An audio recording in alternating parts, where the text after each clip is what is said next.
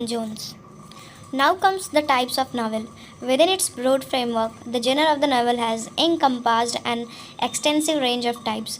बहुत से टाइप्स हैं नावल के, लेकिन हम यहाँ बस 4 मेंशन करेंगे: historical, picaresque, sentimental and Gothic. First is First is historical.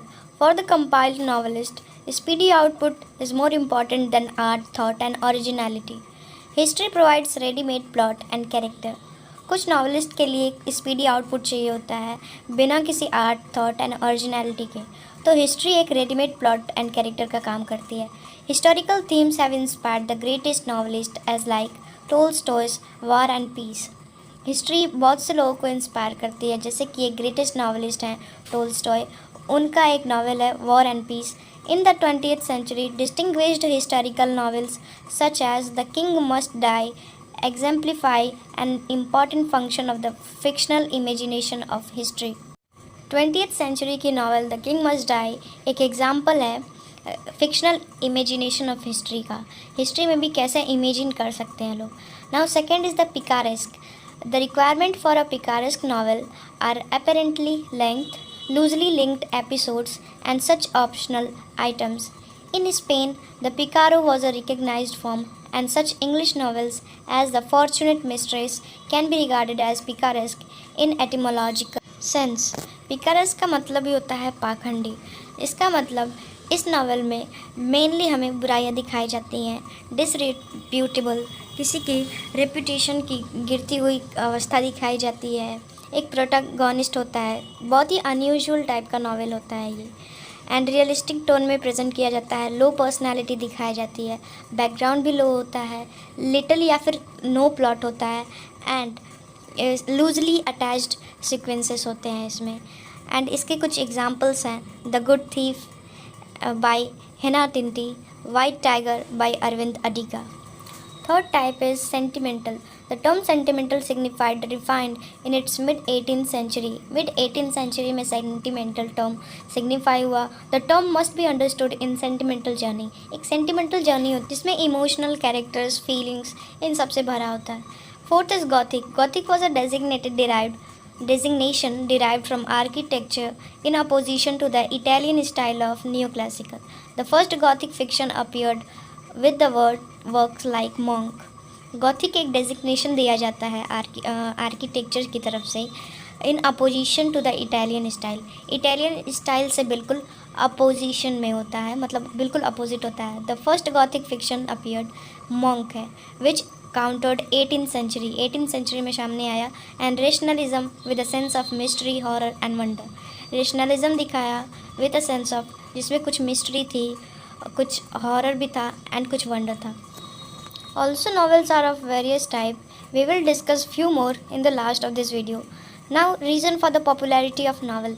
Novel become increasingly popular as its social scope expanded to include characters of working classes. इसका स्कोप कुछ ज़्यादा ही बढ़ गया क्योंकि इसमें वर्किंग क्लासेस के सोशल स्कोप दिखाए गए. बिकॉज ऑफ इट्स रीडरशिप, बहुत से लोग पढ़ने वाले थे इसको. The novel has become the form which most addressed the domestic and social concern. इसमें mostly social and domestic concerns दिखाए गए, जिससे कि इनके रीडर्स की संख्या कुछ ज़्यादा ही बढ़ गई.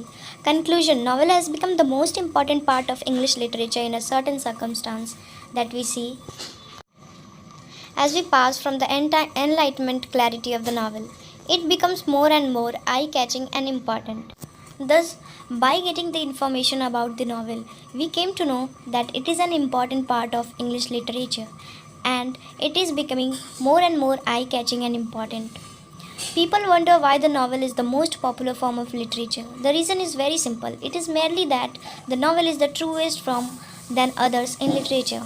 By G.K. Chesterton. उनका कहना है कि लोग हैरान होते हैं कि नावल इतना पॉपुलर फॉर्म ऑफ लिटरेचर कैसे हो गया. रीज़न बहुत ही सिंपल है कि नावल बाकी सब लिटरेचर के फॉर्म से सबसे ज़्यादा ट्रूएस्ट है एंड सबसे ज़्यादा रियलिटी नावल में होती है. वो एकदम ट्रू फॉर्म दिखाता है सोसाइटी का, हमारे कल्चर का, सब कुछ एकदम सच्चाई उसमें दिख जाती है. यही रीज़न है उसके पॉपुलर होने का. 4 और ऐसे पॉपुलर टाइप्स हैं नावल के, जैसे पहला है realistic novel, psychological novel, domestic novel and regional novel. पहला देखेंगे रियलिस्टिक नावल। नाम से ही पता चलता है कि रियलिज्म पे बेस्ड है। It is merely based on the experiences of the writer and in this no supernatural powers are shown, no exaggerated form are shown, only the reality is shown. The first realistic novel was Catherine, written by William Thackeray. So in this novel the real philosophy of life is shown in the real way. Now second is the psychological novel. The psychological novel is also called the stream of consciousness novel.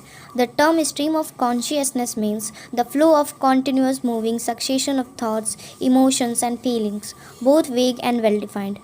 अच्छी and बुरी feelings, सबकी feelings की एक flow में बहनाई psychological novel को जन्म देता है। इसमें फीलिंग्स, थॉट्स एंड इमोशंस को ज़्यादा प्रेफर किया जाता है। इंडिविजुअल्स के एक्सपीरियंसेस पे बेस्ड होता है ये, एंड कॉन्शियसनेस को ज़्यादा ध्यान में रखा जाता है। इसमें इमोशंस कई टाइप के हो सकते हैं। किसी मेमोरी को याद करना, जैसे लव, हेट या प्रॉफिट या लॉस की मेमोरी हो सकती है, या फिर किसी कन्वर्सेशन को याद करना, ये इंटीरियर मोनोलॉग भी कहा जा सकता है। Now third is the domestic novel. Domestic का मतलब होता है घरेलू। इसका मतलब इसकी थीम घर के आसपास या घरेलू चीज़ें से ही संबंधित होगी। या तो किसी वुमेन की लाइफ के बारे में होगा, या तो उसके हस्बैंड, उसकी मदर, उसकी लाइफ स्टोरी, या फिर रिलेटिव्स या वेल विशर्स के बारे में हो सकता है। बहुत ही फेमस नॉवेलिस्ट हैं जेन ऑस्टिन, इसकी बेस्ट एग्जांपल है, और वो डोमेस्टिक नॉवेल्स बहुत ज़्यादा लिखती थी। एंड उनका एक एग्जांपल है प्राइड एंड प्रेजुडिस। इसमें वो दिखाती हैं एक फैमिली के बारे में, उनके थॉट्स, उनके विचारों के बारे में। Fourth is the regional novel. Region का मतलब होता है एक पर्टिकुलर एरिया से रिलेटेड नावल। इसके फेमस एग्जांपल है थॉमस हार्डी, जिनकी वेसेक्स नावल फेमस है, और दूसरे हैं मालगुडी नावल्स के लिए फेमस आर के नारायण।